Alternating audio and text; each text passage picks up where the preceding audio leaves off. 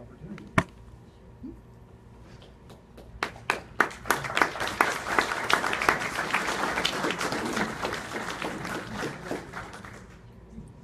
This is Derek.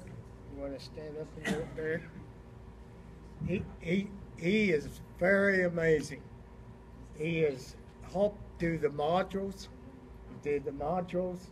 He can put them all together, and he worked this afternoon for 2 hours for Lionel, and they're just amazed at what he can accomplish down there. We used him down there, so he's very good. Very, very, very good.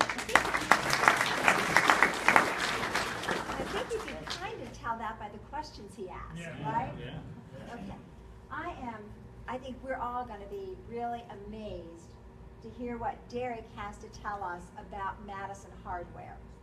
I was listening a little bit. Mark and I, a few of us were in here this afternoon while we were practicing, trying to get everything set up, and he was running through a little bit of it, and I think it was so interesting. I said I learned a lot about Madison Hardware that I didn't know, but I didn't know a lot, so I had a lot to learn, so let's put it that way. But I think you're going to be fascinated. He's got a book that's coming out that he'll talk about, so I'm just going to turn it over to Derek and let him have as much time as he can. So, well, thanks so much. Uh-oh. Here we go again. Oh, yeah.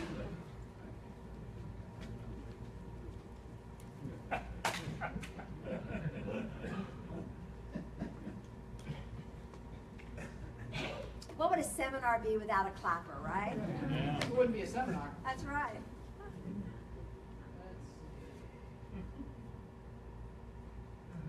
Two, 3, 4, 2, 1, 2. 2,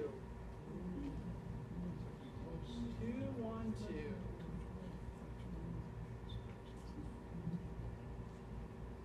Well, it'd be as bad as Ed Boyle seminar. I'm telling you one. All right. It might be within 100 numbers, right? Let's go for 2, 3, 4, 2, 1, 8. Hey, there we go.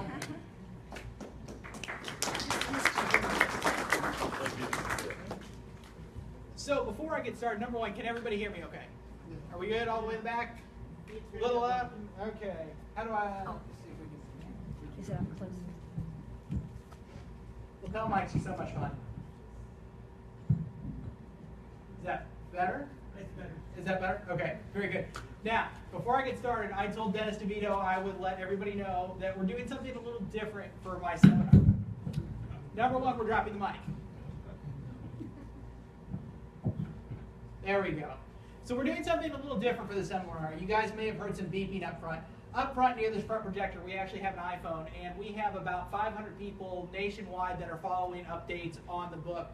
We are actually streaming video live on Facebook tonight, so the folks that are following updates on the book are actually seeing this seminar live on the Facebook page, and so just wanted to let everybody know that's what the iPhone is up there for, that's what it's doing, and so it's cool that the technology has come far enough that we can share with people that might not be able to be here in Kansas City, and that those folks can get involved as well. So I'm going to take a poll before I start here. How many of you folks actually visited Madison Hardware? Okay, good. So we have some firsthand experience here. And actually, I have to point out Bill Schmelk here in the fourth row. I owe Bill a debt of gratitude for this book actually happening, because it was seeing Bill's photo in, I think, an 89 or 90 issue of the Lion Roar. And Bill is actually one of the few people that has had access to the photos that I'm going to share with you this evening. But let's take a trip backwards here for a little bit. I want you all to imagine that it is 1954 all over again, and it's Christmas, and we are going to visit New York City. And so we are going to stop by the Lionel showroom on East 26th Street in New York City. And like most boys at the time, you're going to spend the day oohing and eyeing over all of the different locomotives and trains and things that make you want to build your own railroad empire at home. But the problem with the Lionel showroom on East 26th is that, well, they're not going to sell you anything that you've spent the day drooling over. And so you're faced with the challenge of dreaming of this railroad empire, except you have nobody who's willing to sell you anything out of the Lionel showroom.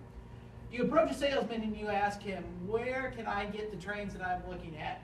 And he tells you, well, if you just cut across the park here and go over about 3 blocks over to East 23rd Street, there's a store there called Madison Hardware. And so you cut across from the showroom over to East 23rd Street, and you stand outside, and above the door you see a neon sign emblazoned with Lionel Trains, Sales and Service, Madison Hardware Company. And so you step through the green front door, and suddenly you are faced with one of the most famous hobby shops in our hobby. And you walk into this room, and the neat thing about Madison Hardware is you walk in, it's Lionel boxes, floor to ceiling, front to back. And the neat thing is Madison Hardware was really kind of a shoebox. If you think of Madison Hardware, and let's take this room for example, Madison Hardware, the storefront was about half the size of this room in terms of the actual width, about the depth front to back. But the one thing Madison Hardware had going for it was the height of its ceilings. Madison Hardware had about 14-foot ceilings, and so what they did is they would make available use of every inch of space that they could, floor to ceiling. There were catwalks built into Madison Hardware. So you walk into the store and you're suddenly faced with all of these different things. And so for me, this memory is something that I never experienced. I'm going to turn 32 in September. I'm young. I never visited Madison Hardware in New York. I was 5 years old when Madison Hardware in New York closed. I was 16 when Madison Hardware in Detroit closed. And so for me, as I've kind of been raised in this hobby, it's been a question of why are we still talking about Madison Hardware almost 30 years after it's closed?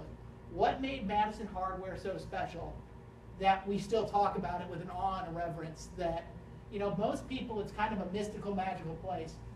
So tonight I'm going to kind of give you a background on the history of Madison Hardware, what led me to write the book, and really I'm going to shut up and stop talking and sit here and show you some photos. We had over 1,400 photos of Madison Hardware to work with for this book, and so we put about 200 in the book. I'm going to show you a decent amount tonight that didn't make the book, and so then we'll take questions. So to give you a brief history of Madison Hardware, the store was located at 105 East 23rd Street. For years, the logo claimed that Madison Hardware opened in 1909 and that it was Lionel's oldest service station.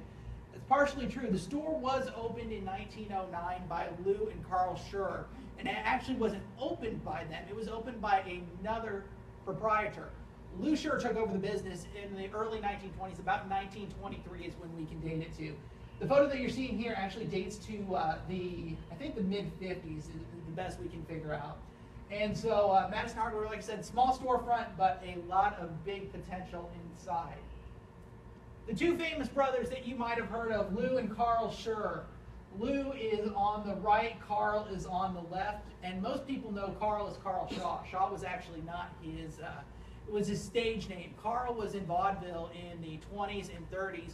And the neat thing is, doing research for the book, we were able to find out, you know, we'd go back through the New York Times, and you actually find instances in the New York Times dating to 1928, 1929 of Carl participating in various vaudeville acts all over Manhattan. And so when Carl's vaudeville days came to a close, Madison Hardware kind of became his second home, working alongside his brother.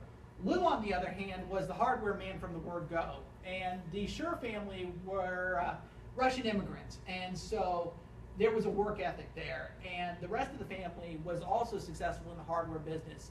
One of the uncles was actually a hardware owner, and so for Lou to go out and start his own store was actually made a lot of sense, and it was actually money raised through successful transactions from other members of the family that allowed Lou to start Madison Hardware.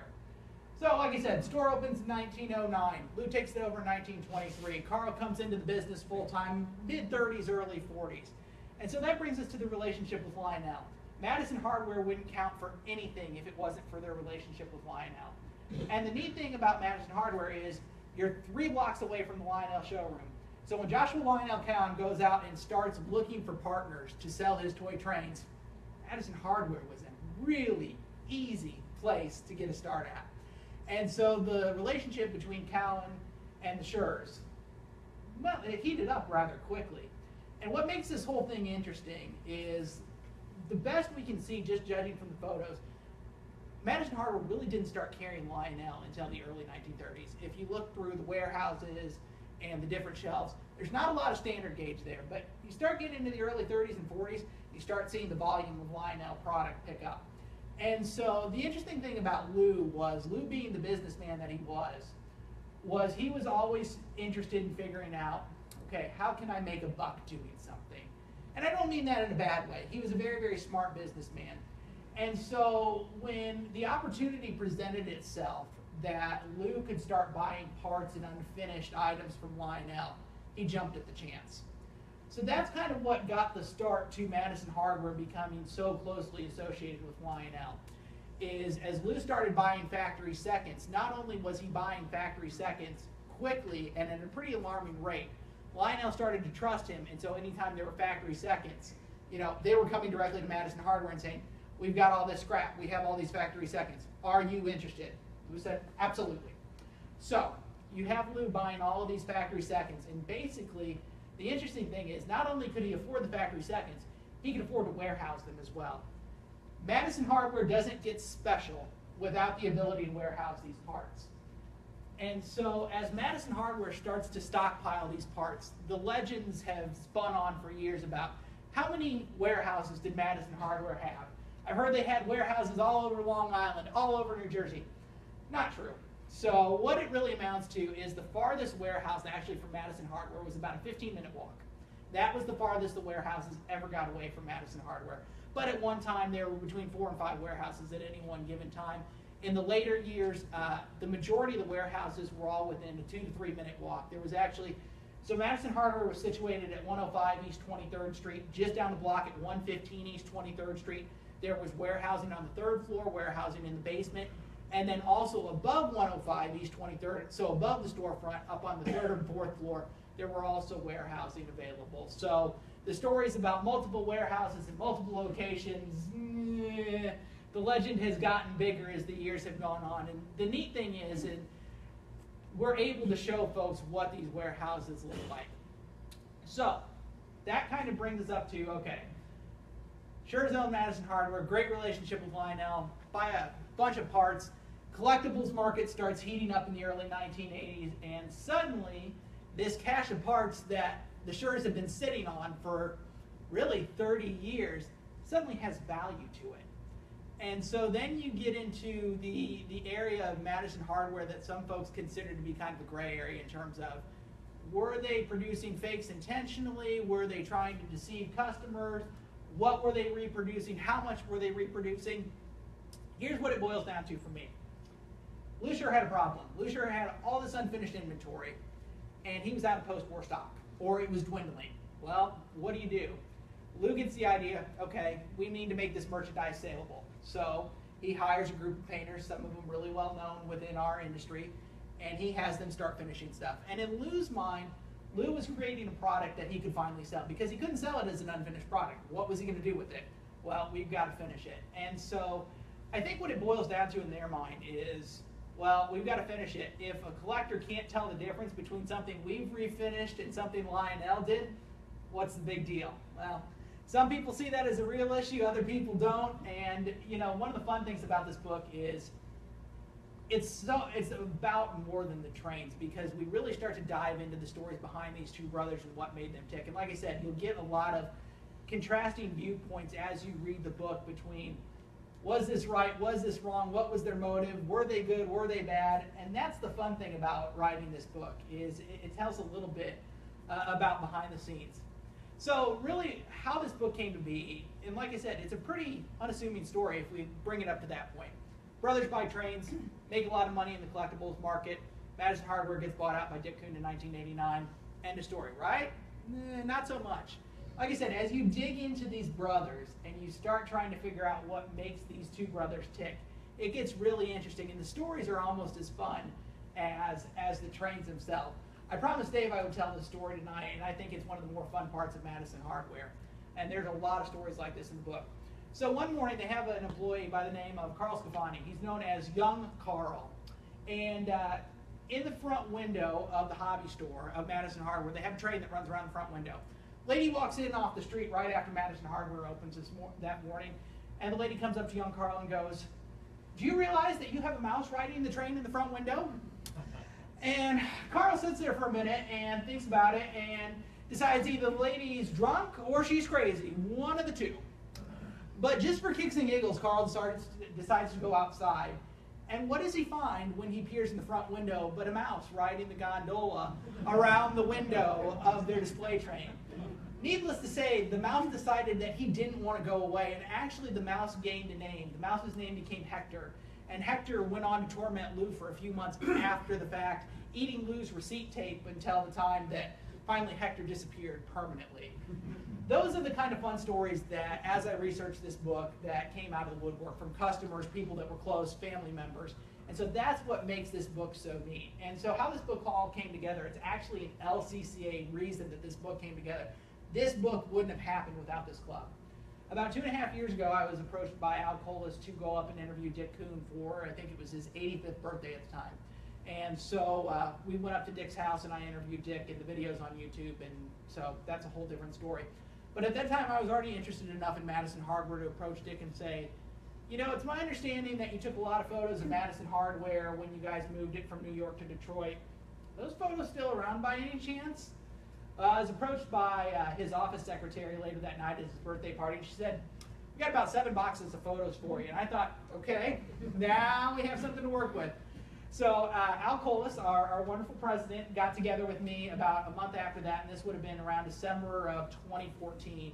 And he brings me 7 bankers boxes filled with albums that amounted to over 1,400 photos, most of them which had never been seen in public before. Like I said, Bill is probably the only person in this room who's ever had access to these photos other than myself. And so here we are with all of these great photos, and it's like, okay, what do we do with these photos to tell a story? And so we started sitting down and pulling the photos, scanning all the photos. And then I went out and started talking to family, friends, customers, and suddenly we have a book. And so the book will stand on its own 2 legs, and like I said, we'll talk a little bit more about the book later, but what I want to do with the rest of my time tonight is show you folks kind of the inside of Madison Hardware, the places that people never saw, because Lou and Carl always played their cards really, really close to the vest. And so nobody was allowed to take photos inside. If anybody was allowed to take photos inside, you had to be a really, really close friend, or basically you had to take photos without them knowing. It was one of 2 things. And so I want to spend the rest of the time tonight kind of showing you guys some of the photos that didn't make the book, and this will give you kind of an idea of what you'll see. This is the outside of 105 East 23rd Street, and actually one of the final nights that Madison Hardware was Madison Hardware. The cover of the book, which actually I have here, which is done by my good friend Angela Trotta Thomas, was actually what they did is before they started dismantling the store is they shined up the window and they made sure all the neon worked, and they did one more photo shoot outside of the store. It was from these photos that Angela took and actually did the Madison Hardware painting for Dick Kuhn, and so that's where the cover from the book came from. And so this photo was actually taken one of those nights. So let's step inside Madison Hardware for a second. Whoa! That's what I've been waiting 2 years to show folks. This is Madison Hardware. So now the interesting thing is, so this is taken on the front ladder looking towards the rear of the store. And so, like I said, it's floor to ceiling toy trains. You have parts stores on the left side, the entire back wall. There are display cases down at the lower level. And so, I mean, there were people that would come into Madison Hardware with binoculars so they could see the top shelves and try and figure out, okay, what exactly are these 2 gentlemen sitting on, and is there anything here that I want? Give you another one. This is from the ground level of the back of the store looking forward. So looking at kind of the middle, you'll see the door. The door right back there is the door that went out to East 23rd Street. So they had these tall rolling ladders, and then once you got to the top of the ladders, as you got closer to ceiling level, there's actually catwalks that they had built so they could get to the stock at the top. So yeah, it's a little cramped, it's a little dusty, it's a little dirty. And one of the interesting things is there was a time period between when Dick Kuhn actually went into Madison Hardware to close the deal and when the moving truck showed up. One of the interesting things that we found out is suddenly you had this couple-month span between the spring and the summer of 1989 where the deal was done, but the moving trucks hadn't showed up yet. So what happened? Suddenly there became a fire sale at Madison Hardware. There was stuff coming out of the warehouse by the boxes, the pallets, you name it, it was being drug out of storage, and a lot of it went home with collectors before the moving trucks ever showed up. So Lou had decided he was going to take his business and he was going to make a little bit more money before the moving trucks showed up. Now, most of you guys know that Madison Hardware was also famous for repairs. Some folks know about Joey and Harry, who were repair folks at Madison Hardware. Joey actually passed away tragically in an automobile accident in the spring of 1986, 3 years before the store left New York. So there was a little door, and this has been written about in a lot of articles about Madison Hardware. Well, no one ever saw where the little door went. This is where the little door went. So a space not much bigger than your standard household closet. And Joey had basically set himself up a really, at one time it was a really neat workshop. After he passed away, things kind of got scattered to the four winds. I don't know about you guys, but I can't see trying to repair trains on that workbench. I think it would be a little bit difficult. And so in the years after Joey passed away, it became a matter of, okay, if we need to go back there and do something, we can clear space on the bench and make it work, but if we don't have to, we're not going to. But that's kind of what Joey's workbench looked like. And there's a couple of photos in the book that are a little bit clearer and a little bit less cluttered. But there are also some neat things that Joey was able to rig up. And Joey was kind of the tinkerer brains at Madison Hardware. And there are a couple of things that he invented that allowed them to put divots in smoke bulbs and things like that, that just allowed Madison Hardware to reproduce some parts that were pretty slick. And if anybody other than Madison Hardware had to do it, it would have costed an arm and a leg, but Madison Hardware figured out how to do it. All right, let's go back into the main store. So, like I said, the neat thing and why I'm so excited to show you guys this in this kind of setting, when these photos are in 3x5, it's really hard to see a lot of details. When you blow them up to a screen this size, suddenly you can see the Blue Comet Temple passenger car. You can see the Blue Comet tender shell up on the top shelf. We have 313 Bascule bridges. We have New Haven F3s. And this is looking at one very small slice section of one section of shelving in a very large store. And so it's so neat to be able to look around and start digging through the shelves and start figuring out what was there. This is the outside of Madison Hardware after the move had started. You'll notice the iconic neon sign is missing at this point. And the neon sign, actually, we have an interview with the person in the book that actually owns the sign today, so we get to talk with him a little bit, and he explains kind of how he got into the hobby. And his problem, he figured out once he bought the sign that, well, he kind of bought a bit of a problem. See, the problem with the sign is about 12 foot long, it's about 6.5, 7 feet high, and it weighs over 700 pounds. It's kind of difficult to display in your train room, and it's kind of difficult to move around. And so, you know, he's been challenged with, well, what do I do with this neon sign? And like I said, you'll get a little bit more insight as you read the book. Another photo of the sign getting ready to come down as the electrician unwires it, and they had called in a crane and blocked off part of the street to take it down. And there's a lot of photos of the sign coming down in the book. The next photo I'm going to show you, this should be a very familiar photo to Bill, as it was one of the key photos in his article. This was the final sign, the final goodbye from Madison Hardware. After, gosh, almost 80 years in the same location, this was it, closed, out of business. No goodbye, no big fond farewell. A nice little article in Model Railroader that was on their normal ad, but that was it. Getting back to Hector the Mouse. So we talked about the train that ran in the front window. The other thing Lou and Carl did that was kind of neat, and there's actually an entire train like this, is Lou and Carl would take cardstock and put information about what they had available, and they would cut it out and mount it on a flat car. And so they would run this entire train around the window with a lot of different messages on each one of the cars that, hey, we cut keys. And that was the one thing Madison Hardware did all the way up to the end, is they cut keys until the store closed. There was actually a key machine right inside the front door. And so you could go into Madison Hardware and have keys cut until the day the store closed. This one actually is in the book, but I wanted to show it to you guys because I think it's so neat. Madison Hardware actually was incorporated. This is one of the original unused stock certificates from the incorporation of Madison Hardware. There's one stock book. There's about 13 shares left in the book, and then the corporate seal, and so you'll see a little bit more of that in the book. But it was incorporated, and there was stock for Madison Hardware. From what I understand, it was only issued to 3 people, Lou, Carl, and Lou's wife, Mabel, were the only 3 people that ever received any stock out of the stock book. So I told you that there was a little bit of controlled chaos when the move about Madison Hardware as they got ready to move from New York to Detroit. This is actually taken a few years earlier. This is what the store looked like on a normal day when things had been tidied up. This was taken by a customer who was a very, very good friend of Lou and Carl.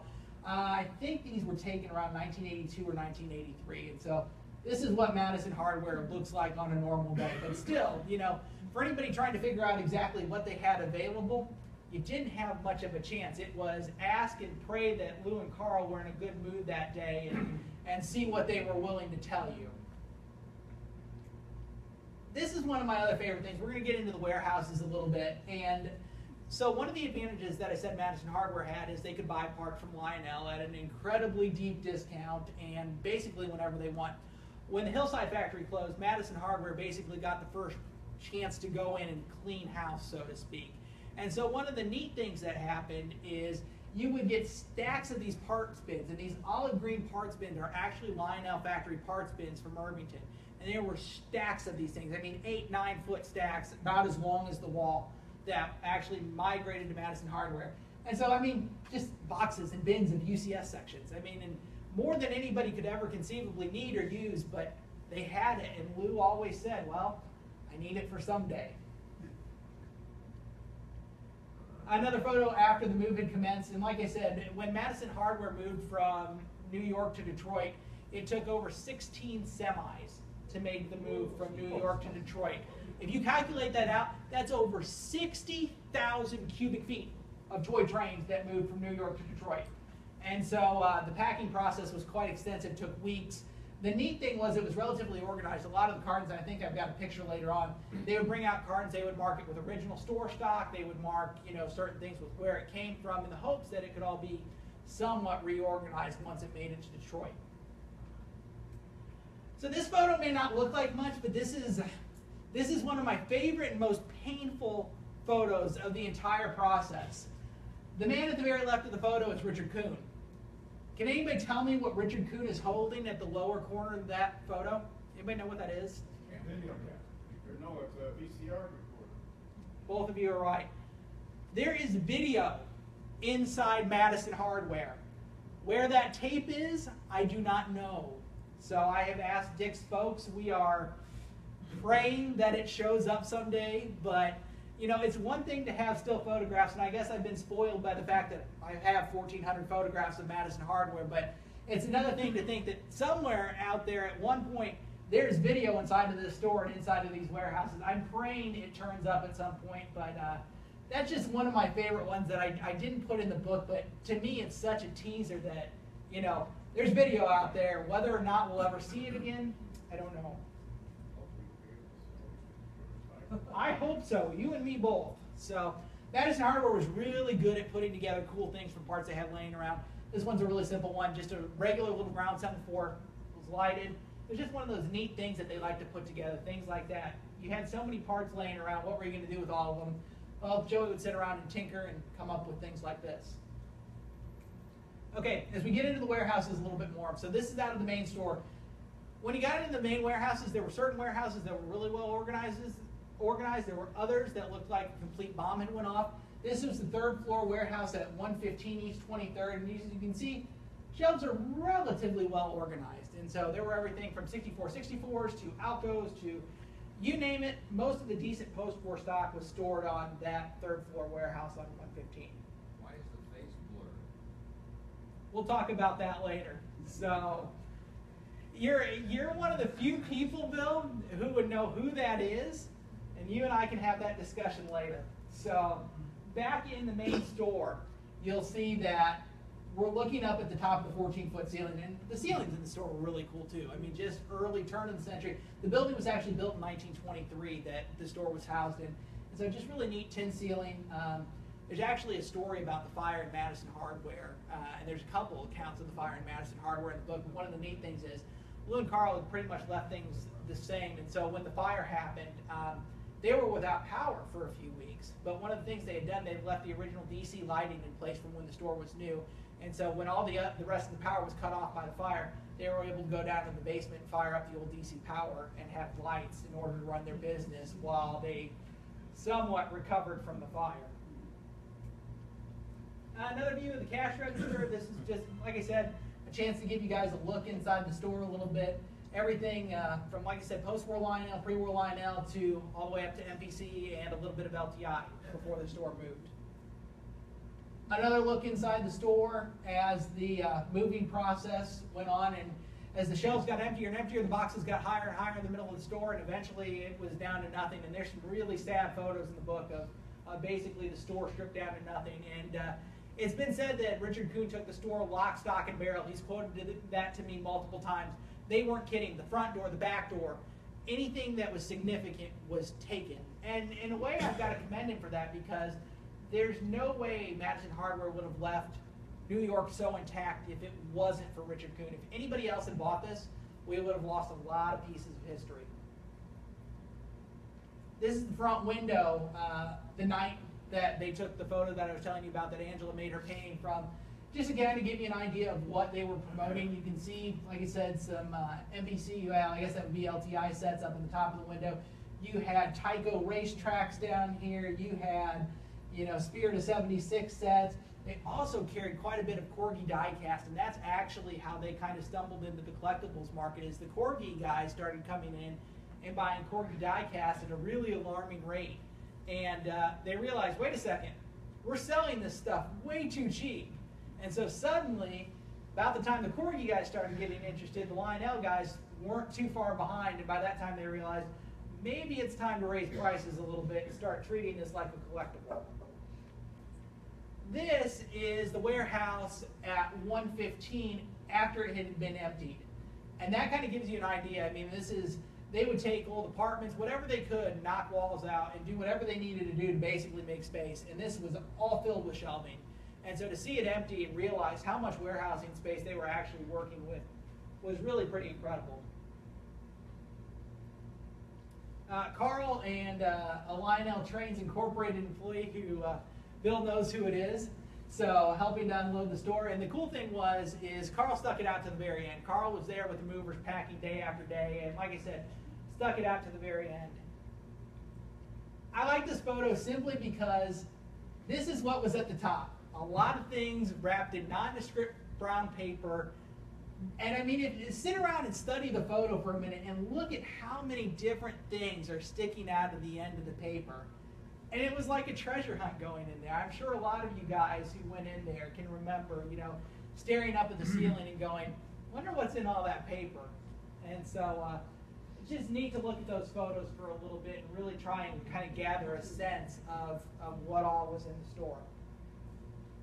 That is the sign after it had been removed and crated, and that kind of gives you an idea of how tall the sign actually is. My guess is that guy is around 6 foot, so that would put the sign right around 7 foot. It took 7 or 8 people to actually move that thing into the truck and strap it to the truck wall to make the trip back to Michigan where it would get installed. Another one. Now, if you think this is messy, this warehouse is clean compared to some of the other spaces that you'll see in the book. This is organized by Madison Hardware standards.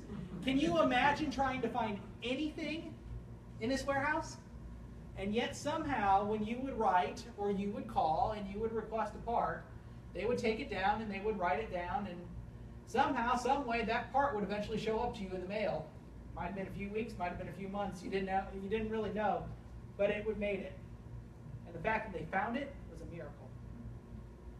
A little bit more in the warehousing. Like I said, and it's hard to read the label on the boxes, but I mean, as I looked around and blew up the photos, I mean, like I said, 64/64s as far as the eye could see, a ton of Alcos. I mean, I can't tell you how many brand new boxed Alcos were stashed up in the warehouse. I mean, you name it, post-war, there's a good chance they had it, and if they didn't have it, they had the parts to put it together. Okay, let's move forward a little bit. Here we are in Detroit. Looks a little bit cleaner, a little bit more organized, a little bit more put together. And the crazy thing is, so it took about 2 years to get everything boxed and organized once they were in Detroit. Detroit opened, I think, spring of 91 or 92. Probably off on my dates a little bit. But Detroit started as a mail order thing where you could write in, ask for a certain thing. How many of you folks actually ordered from Detroit or were in Detroit at an LCCA convention? Okay, good. So I'm preaching to the choir here for the most part then. Y'all know how Detroit works for the most part. But again, it's a far cry from what New York was. The crazy thing is there was so much there, and most of you who were in Detroit know that there were still roped off sections that they didn't necessarily let people go pick around. There were a handful of folks that they did let go pick around, and even those folks that were really well-seasoned collectors that got to spend 8, 10, 12 hours at a time in there, still couldn't see anything, even after multiple visits. There was just too much to see. And the crazy thing is, for the variation collectors in the room, you know, there were times where you could walk into either New York or Detroit, and you would say, the guys that knew the variations would say, go get me 12 of whatever, you know, they were looking for, whether they were looking for, you know, the smoking cabooses with the brown painted stack or something like that. You know, and Lou and Carl didn't know about variations at that point. So suddenly the collectors are sitting there popping the flaps on all these boxes, looking through, trying to find the variations, and they would find variations and say they went and grabbed you 12 of something. You'd find 3 or 4 tough variations out of 12. Well, you didn't say, go send the other 8 back. You said, I'm just going to take all 12. And the people that got in good with Lou and Carl knew you never said no. That's the one common thread of the whole thing. The people that got some of the best stuff out of Madison Hardware never said no. And so that was the trick, is if Lou and Carl offered you something, one day the price might be really good. The next week, they may have jacked the price up $10, $15, $20. It didn't matter. You didn't say no. And that's how some of the best stuff came out of Madison Hardware in New York. Again, another couple photos of Detroit. Detroit was so much more organized in terms of, you know, things would get shrink wrapped, have tags placed with it. I mean, it was a really, really well-run operation compared to New York. And my hat's off to the folks in Detroit who made that happen. Don Carlson, Bill Button. You'll see a photo of Bill here at the end. And there was a host of other folks that made that happen. Another good one, and actually about the same time that Dick bought Madison Hardware, he also got really heavy into post-war dealer display layouts. That dealer display layout did not come out of Madison Hardware. There were a few dealer display layouts that did come out of Madison Hardware, and some really cool dealer display items. You will see those in the book. But he also would bring, you know, Dick would buy dealer display layouts and put a few of them in Detroit as well. And they actually built a layout too out of original Madison Hardware stock. Last one I want to show you, I think a lot of you old LCCAers, and I say old, I mean that term is endearing, will recognize Bill Button, a good friend of the LCCA for many, many, many years. His contributions to this club cannot be understated enough. This is a cool photo because this is the office at Madison Hardware Detroit. And the neat thing is I sit here and look through this, I can see all the different things. The bell from the front desk that used to be at Madison Hardware. The dealer display at the top left corner actually came out of the basement of Madison Hardware. The sign that was in the front window, the key sign that was in the front window. And so it was neat that even after New York was gone, that Detroit kind of brought the legend to a new place in a new way. And so just comparing the two places was really, really interesting. So that's where we're going to leave it for tonight. So there's a lot more that I have to show you guys. So here's where we're at with the book. The book goes to the printer next week. It's here in early October. A couple of different ways you can connect with us. Like I said, we're live streaming this on Facebook tonight. We have a Facebook page that we have about 500 people who are following updates on the book. I know some of you guys hate social media. For those of you, that's fine. For those of you that are okay with Facebook, find us on facebook.com/Madison Hardware. We're posting new photos there pretty frequently along with updates on the book. We have the website, madisonhardware.co. We will continue to build that out, and my hope is that after the book is out and things settle down a little bit, that madisonhardware.co will kind of become a repository, so to speak, for all things Madison Hardware. I'd like to build that out and kind of keep the legend alive a little bit longer. So, for those of you that would like to pre-order the book after we're done, I've got my laptop with me. We'd be happy to set you up with pre-orders tonight, and those will ship out around the first week of October. So if you're interested in the book, come talk to me. Anybody have any questions? How long did Madison Hardware in Detroit last?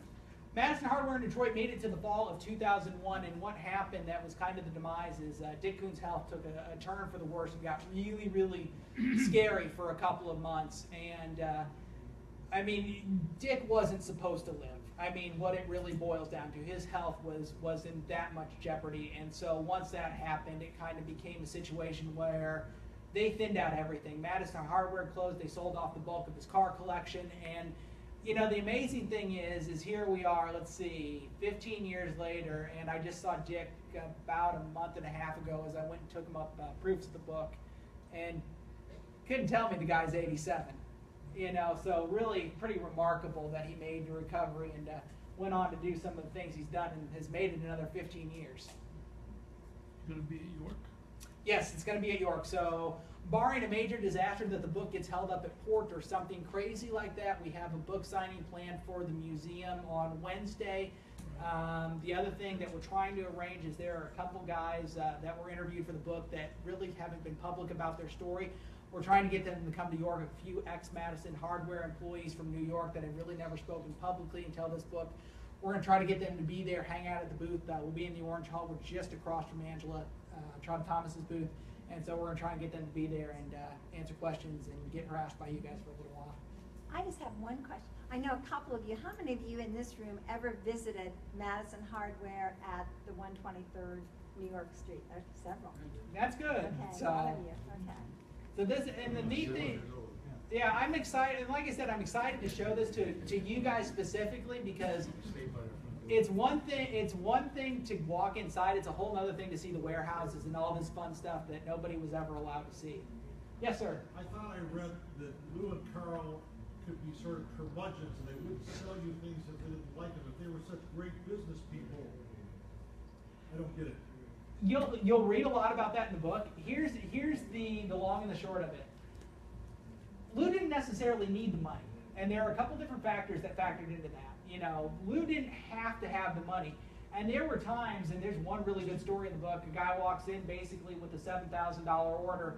Lou was too busy talking about barbecuing that day, and the guy was actually an airline pilot, and guy comes in, is on a short turnaround, was flying back to South Africa the following day, came in with $7,000 order. Lou was too busy talking barbecue, said, "I'll take care of you next time you're in town." Sent him out the door. He didn't care.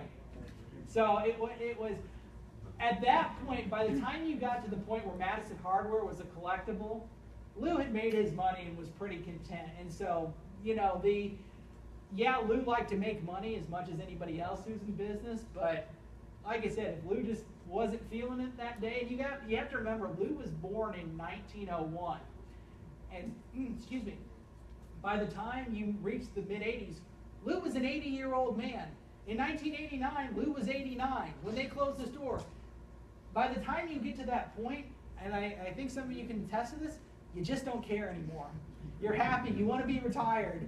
If somebody comes in and you don't want to do it that day, you don't do it. So that's basically what it boils down to. Mr. Schmelk. When did the two of them pass away? Okay, so Carl was June of '99. Lou was fall of 01 or 03. So Lou made his 100th birthday. There are actually photos in the book from his 100th birthday party. There's a good story about that too. I won't share it tonight, but his 100th birthday was interesting.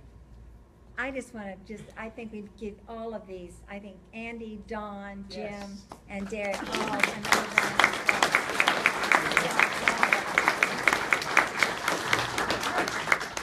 And I thank you for all of you that attended. So anyhow, you're dismissed. I also wanted to mention that, I don't know whether all of you know, but there's some modular layouts down the hall there by the puzzles, I think. Is that correct? And they said they would be glad to be open and operate if any of you want to stop down there and see their modular layout after this seminar. So I appreciate all of you coming. Hope to see some of you with your layouts, pictures, and flash drives in Washington next year. So thank you so much. Have a great evening. All right.